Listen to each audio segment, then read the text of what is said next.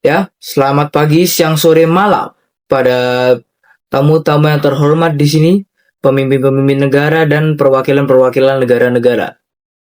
Sebuah kehormatan saya diberikan kesempatan untuk berpidato di sini. Ya, saya berdiri di sini sebagai Presiden Republik Rakyat Cina untuk menyampaikan pandangan negara kami mengenai kerjasama global. Jadi,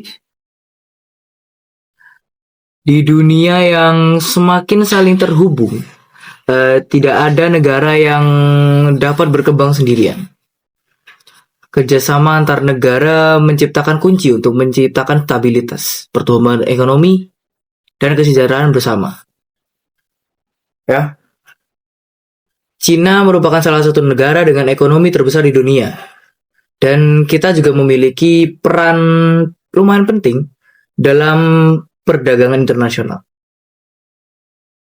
Melalui berbagai kerjasama ekonomi, perdagangan, dan teknologi, Cina berusaha membangun hubungan yang saling menguntungkan dengan banyak negara.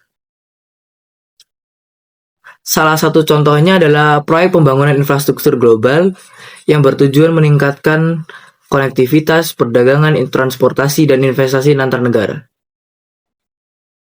Kerjasama ini membawa berbagai dampak bagi dunia. Dari sisi ekonomi, pembangunan pelabuhan, jalan, dan jalur kereta dapat meningkatkan perdagangan dan membuka lapangan kerja baru. Dari sisi sosial dan budaya, interaksi antar negara juga memperkuat pertukaran budaya, pendidikan, dan pengetahuan.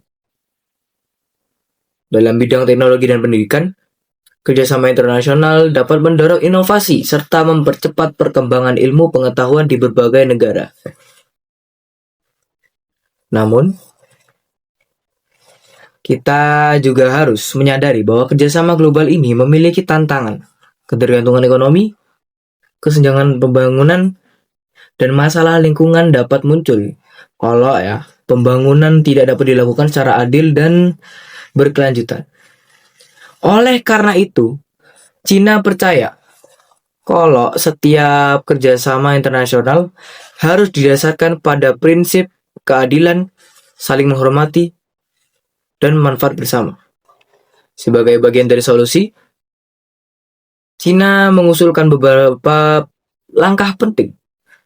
Pertama, memperkuat kerjasama internasional yang transparan dan adil dalam bidang perdagangan dan investasi. Kedua, meningkatkan kolaborasi dalam pendidikan dan teknologi agar semua negara dapat berkembang bersama. Ketiga, memperhatikan keberlanjutan lingkungan dalam setiap proyek pembangunan agar generasi masa depan tetap dapat menikmati sumber daya alam dunia.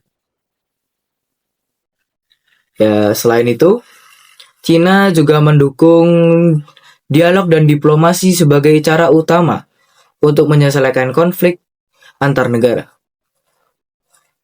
Perdamaian global hanya dapat tercapai jika setiap negara memilih kerjasama daripada persaingan yang merusak. Sebagai penutup, kami negara Cina percaya bahwa masa depan dunia itu harus dibangun melalui kerjasama, bukan pepecahan. Dengan semangat saling menghormati dan keadilan, kita dapat menciptakan dunia yang lebih damai, stabil, dan sejahtera bagi seluruh umat manusia.